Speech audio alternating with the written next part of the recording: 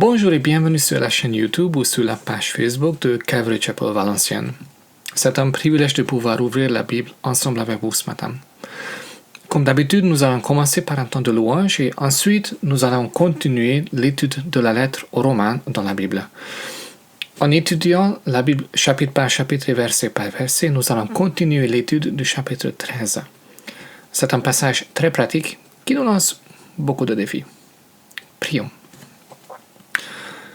Seigneur, merci pour la neige. Merci pour le soleil aussi. Ça nous fait tellement du bien.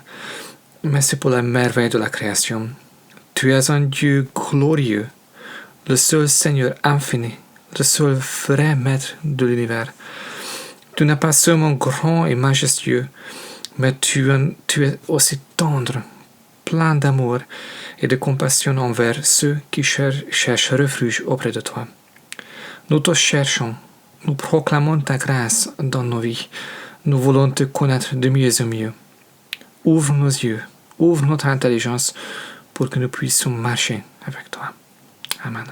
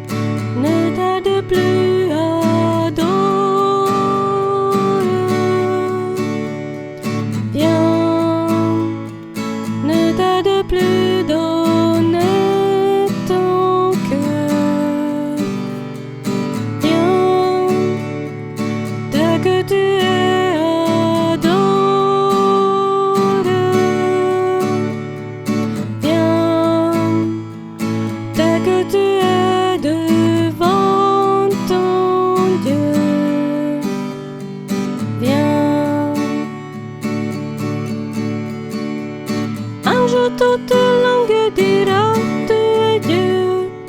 Un jour tout genou fléchira. Mais le vrai trésor est pour ceux qui t'ont choisi dès aujourd'hui. Un jour toute langue dira tu es Dieu. Un jour tout genou fléchira. Mais le vrai trésor est pour ceux qui t'ont choisi dès aujourd'hui. Come, now is the time to worship. Come, now is the time to give your heart. Come, just as you are to worship. Come, just as you are before your God. Come. One day every tongue will confess you are God. One day every knee will bow. Still the greatest treasure remains for those who gladly choose you now. Willingly we choose to surrender our lives. Willingly our knees will bow. With all our hearts, soul, mind and strength we gladly choose you now.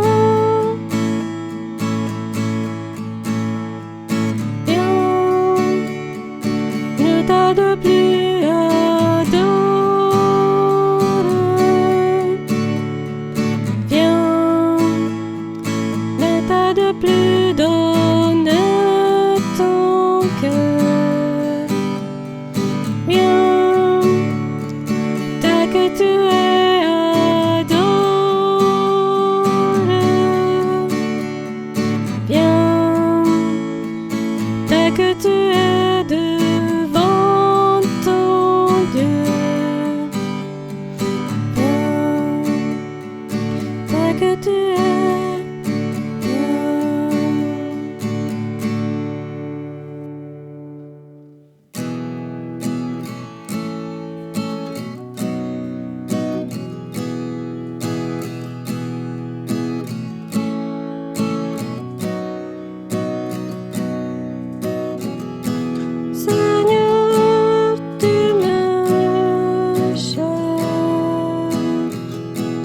tu me connais. Si je t'oublierai, je sais que tu m'aimes. Ta sainte présence, elle m'environne.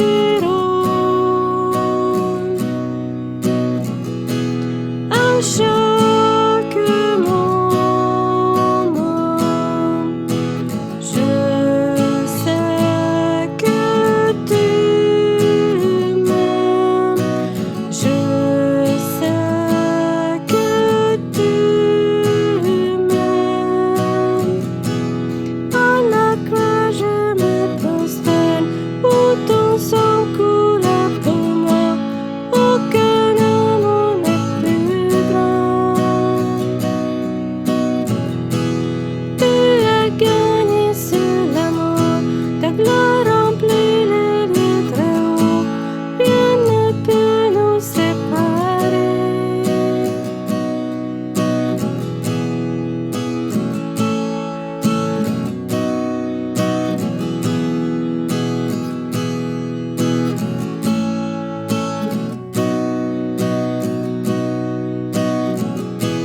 Tu marches devant moi, tu gagnes mes pas, ta main me soutient. Je sais que tu m'aimes. Je sais que tu m'aimes. À la croix, je me prosterne, où ton sang coule pour moi. Aucun amour n'est plus grand. Tu as gagné sur la mort, ta gloire remplit les lieux très hauts. Rien ne peut nous séparer. À la croix, je me prosterne, où ton sang coule pour moi. Aucun amour n'est plus grand. Tu as gagné sur la mort, ta gloire remplit les lieux très hauts. Rien ne peut nous séparer. Déchire le vol, tu traces ton chemin, car tu as tout accompli. Tu déchires le vol, tu traces ton chemin, car tu as tout accompli. And when the earth fades, falls from my eyes, you stand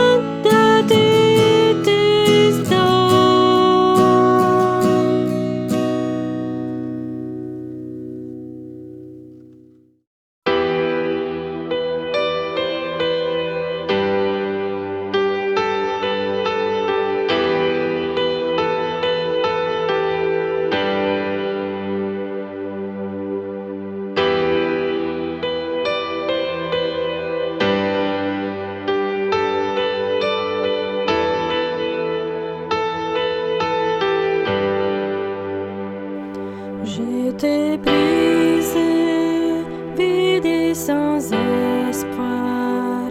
Ta grâce m'a trouvée, m'a restaurée. Je n'ai rien à moi, mais dès que je suis, tu me libères, tu me libères. Grâce infinie de notre Dieu qui un jour m'a sauvé. Oh, j'allais de lieu en lieu quand tu m'as retrouvé. Et maintenant je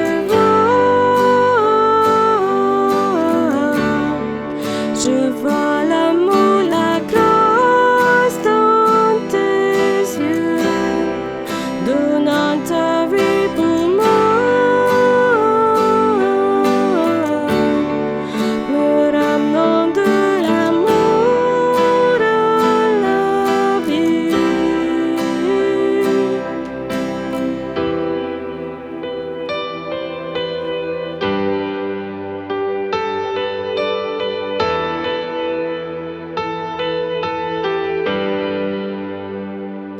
Take our failure, you take our weakness. You set your treasure in jars of clay. With this heart, Lord, I'll be your vessel, the world to see your life in me. Amazing grace, how sweet the sound that saved a wretch like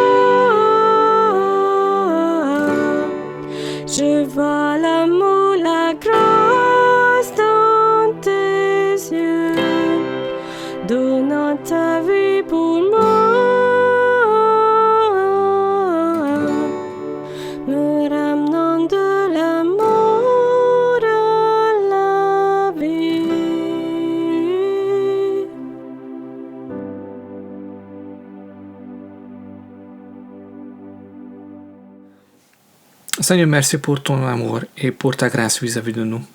C'est nous qui nous sommes détournés de toi. C'est nous qui n'avons pas cherché ta face et ta volonté. C'est nous qui méritons ta colère. Mais toi, tu t'es humilié, tu t'es donné pour nous, qui étions rebelles, égoïstes, pleins de mauvais désirs. Et tu nous as offert la solution, le sang de ton Fils. Merci parce qu'à cause de la mort et de la résurrection de Jésus, nous sommes devenus de nouvelles créatures. Nous sommes des enfants adoptés. Nous sommes le temple de ton esprit. Aide-nous à marcher d'une façon digne de notre appel. Aide-nous à mettre à mort nos mauvais désirs et à marcher dans la sainteté. Remplis-nous de ton esprit, Seigneur, et enseigne-nous. Au nom de Jésus. Amen.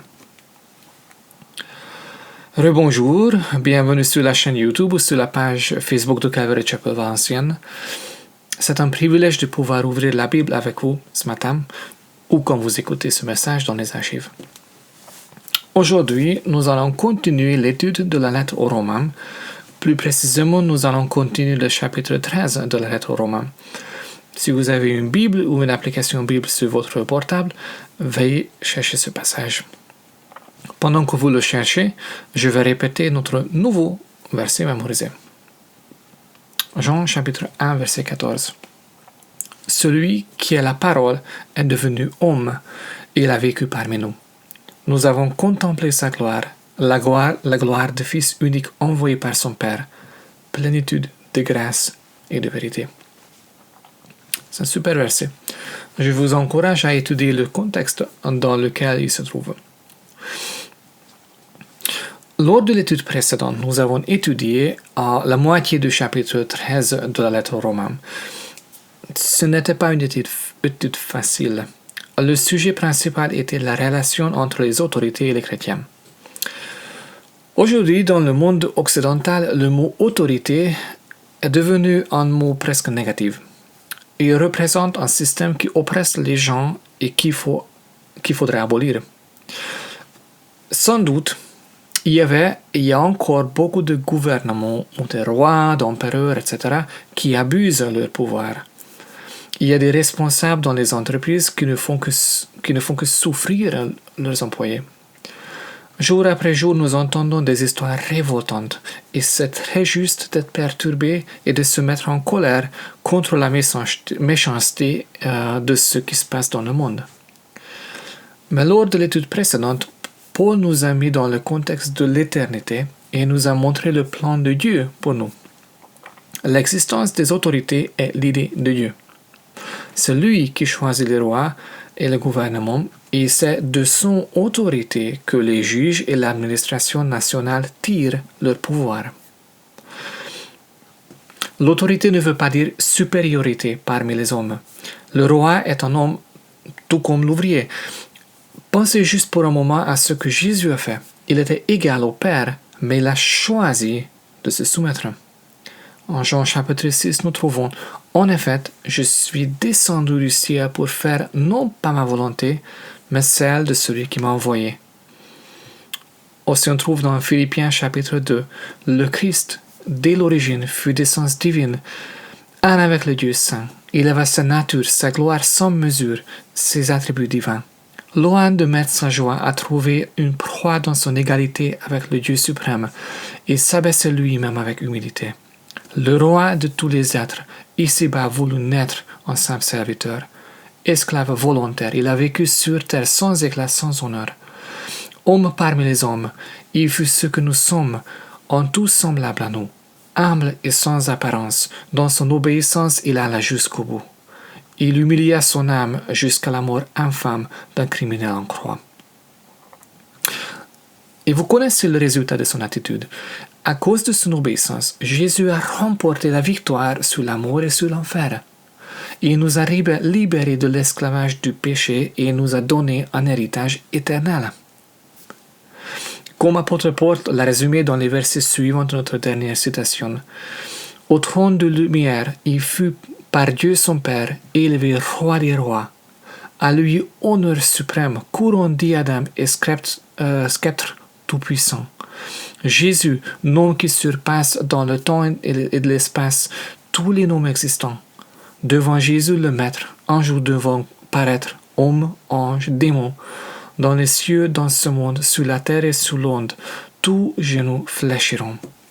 Un Maître, tout l'acclame, toute bouche proclame, Jésus-Christ est Seigneur. À la gloire du Père, le ciel, l'enfer, la terre exaltent le vainqueur.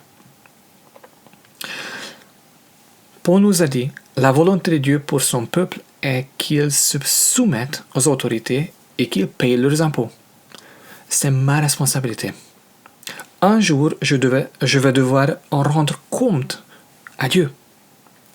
En ce qui concerne les autorités, un jour, ils vont aussi rendre compte de ce qu'ils ont fait au même Dieu. Dieu nous invite à être les meilleurs citoyens de la société, ceux qui aiment les autres, ceux qui marchent dans la justice, ceux qui ne ferment pas les yeux quand ils peuvent aider quelqu'un, ceux qui soutiennent le maire de leur ville ou de leur village, ceux qui sont des bons citoyens parmi leurs voisins et au travail, ceux qui prient régulièrement pour les autorités. Et nous avons vu la dernière fois que Dieu se porte garant pour nos besoins. Lui qui prend soin des oiseaux, il prendra soin de nous aussi. D'après la Bible, nous n'avons pas d'excuse. Si je ne paye pas mes impôts, je mourrai de faim. Non, je ne peux pas dire ça. En fait, un des noms hébreux de Dieu, c'est Yahvé Jireh, le Dieu qui pourvoit. Si tu refuses cette directive de Dieu, tu vas te mettre à servir un autre Dieu. Il y a beaucoup de groupes politiques ou économiques qui cherchent à mobiliser des gens contre le gouvernement légal. Il faut juste penser à la manipulation dont les diverses nations ont été soumises avant et pendant leurs élections législatives. Combien de groupes ont tenté d'inciter à la rébellion sur les réseaux sociaux? Tout en restant cachés, nous ne saurions jamais qui faisait exactement quoi. Les résultats font parfois peur. Ce matin, Paul va continuer à développer cette idée d'humilité envers la société et les gens autour de nous. Et n'oubliez pas que le verset clé de ce passage, chapitre 12 et 13, c'est le premier deux versets de Romains 12. Je vous encourage donc, frères et sœurs, par les compassions de Dieu, à offrir votre corps comme un sacrifice vivant, saint, agréable à Dieu. Ce sera de votre part un culte raisonnable. Ne vous conformez pas au monde actuel, mais soyez transformés par le renouvellement de l'intelligence afin de discerner quelle est la volonté de Dieu, ce qui est bon, agréable et parfait. Il va continuer à nous montrer comment vivre une vie raisonnable en tant qu'enfant de Dieu vivant. Je vais lire le verset précédent aussi, qui était notre dernier verset lors de l'étude précédente. Donc, nous sommes en Romains chapitre 13, versets 7 et 8. Rendez à chacun ce qui lui est dû. L'impôt, à qui vous devez l'impôt. La taxe, à qui vous devez la taxe. Le respect, à qui vous devez le respect. L'honneur, à qui vous devez l'honneur. Ne devez rien à personne, si ce n'est de vous aimer les uns les autres, car celui qui aime les autres a accompli la loi. Au-dessus du respect envers les autorités au niveau national, Paul nous encourage à aller plus loin sur le niveau personnel. Il va nous appeler non seulement à respecter les gens autour de nous, mais à les aimer. L'amour dans la Bible n'est pas une émotion, c'est un choix. Une des meilleures définitions de ce mot se trouve dans la première lettre aux Corinthiens, au chapitre 13. L'amour est patient, il est plein de bonté. L'amour n'est pas envieux, l'amour ne se vante pas, il ne s'enfle pas d'orgueil. Il ne fait rien de malhonnête, il ne cherche pas son intérêt, il ne s'irrite pas, il ne soupçonne pas le mal, il ne se réjouit pas de l'injustice, mais il se réjouit de la vérité. Il pardonne tout, il croit tout, il espère tout, il supporte tout. Sans effort, personne sur la terre ne peut pas aimer comme ça. Ça ne vient pas tout seul de nous. Aimer, c'est un choix, un sacrifice, un acte d'obéissance, un pas de foi. Jésus a carrément dit que la présence d'un tel amour serait le témoin de sa présence dans l'Église envers le monde. En Jean chapitre 13, il a dit « Je vous donne un commandement nouveau. Aimez-vous les uns les autres. Comme je vous ai aimé, vous aussi, aimez-vous les uns les autres. » C'est à cela que tous reconnaîtront que vous êtes mes disciples, si vous avez de l'amour les uns pour les autres. Cette attitude de cœur doit être centrale dans nos vies en tant que disciples de Jésus. L'amour va au-delà de toute obligation légale. L'amour ne s'arrête pas quand il a le droit de le faire. Il persiste, il donne, il persévère. Il accomplit tous les commandements de l'Ancien Testament. Regardons les versets 9 et 10. En effet, les commandements: tu ne commettras pas d'adultère, tu ne commettras pas de meurtre, tu ne commettras pas de vol, tu ne porteras pas de faux témoignages, tu ne convoiteras pas, ainsi que tous les autres, se résument dans cette parole: tu aimeras ton prochain comme toi-même. L'amour ne fait pas de mal au prochain. L'amour est donc l'accomplissement de la loi. L'amour va au-delà des obligations des commandements. Les commandements nous obligent à nous abstenir du mal. L'amour nous pousse à faire le bien. Si nous aimons, comme la Bible définit l'amour, nous sommes parfaitement dans la volonté de Dieu. Notez que Paul parle de ton prochain. Ce n'est pas les gens distants que nous devons aimer. Ce n'est pas uniquement les pauvres d'autres pays envers qui nous sommes censés témoigner de la compassion, mais c'est les gens que l'on croise tous les jours. Nous sommes en train d'étudier la puissance fondamentale de l'Église de Jésus, l'amour sincère, souvent mis en pratique dans la sagesse. La puissance réelle de l'Église ne se trouve pas dans les grandes manifestations, mais dans l'amour fidèle et sincère. Comme Paul a dit dans le chapitre 13 de la lettre aux Corinthiens, dont j'ai déjà cité quelques versets. Si je parle les langues des hommes et même celles des anges, mais que je n'ai pas d'amour, je suis un cuivre qui résonne, un cymbale qui retentit. Si j'ai le don de prophétie, la compréhension de tous les mystères, de toute la connaissance, si j'ai même toute la foi jusqu'à transporter des montagnes, mais que je n'ai pas de l'amour, je ne suis rien. Et si je distribue tous mes biens aux pauvres, et si même je livre mon corps aux flammes, mais que je n'ai pas l'amour, cela ne me sert à rien. Maintenant donc, ces trois choses restent: la foi, l'espérance, l'amour, mais la plus grande des trois, c'est l'amour. Paul nous invite à cibler cet amour comme le but ultime de nos vies. Ne soyons pas contents de résister au mal, qui est d'ailleurs très important, ou de rêver des grands miracles, qui sont des manifestations importantes de la puissance de Dieu, mais aspirons à l'attitude d'amour avec persévérance. Car si nous aimons, nous reflétons le cœur même de Dieu.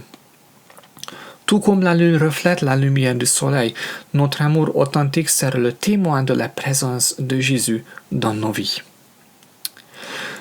Puis Paul continue et nous explique pourquoi c'est très important. Versets 11 à 14. Cela est d'autant plus important que vous savez quel temps nous vivons. C'est l'heure de vous réveiller enfin du sommeil, car maintenant le salut est plus près de nous qu'au moment où nous avons cru. La nuit est bien avancée, le jour approche. Débarrassons-nous donc des œuvres des ténèbres et revêtons les armes de la lumière. Conduisons-nous honnêtement, comme en plein jour, sans orgie ni ivrognerie, sans immoralité ni débauche, sans dispute ni jalousie. Mais revêtez-vous du Seigneur Jésus-Christ et ne vous préoccupez pas de votre nature propre pour satisfaire ses convoitises. Paul nous dit que c'est d'une importance capitale de vivre comme les vrais disciples de Jésus, car nous savons quel temps nous vivons. Dans sa lettre aux Éphésiens, il a dit, en chapitre 5, « Faites donc bien attention à la façon dont vous vous conduisez. Ne vous comportez pas comme des fous, mais comme des sages. Rachetez le temps, car les jours sont mauvais. C'est pourquoi ne soyez pas stupides, mais comprenez quelle est la volonté du Seigneur. » les jours sont mauvais. Je ne sais pas si vous avez remarqué les tendances de la société.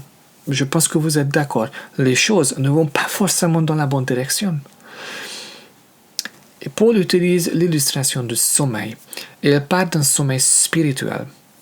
Une personne qui dort ne réalise pas ce qui se passe autour de lui.